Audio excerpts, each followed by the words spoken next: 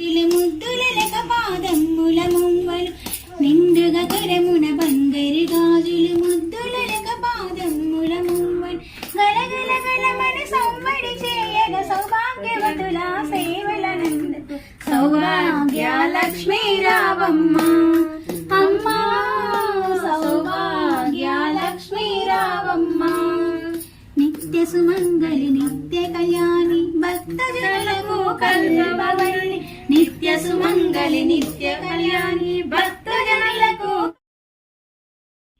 Hi guys, welcome to my channel. అందరికీ వందనాలు. ఈరోజు తులసమ్మ పూజ.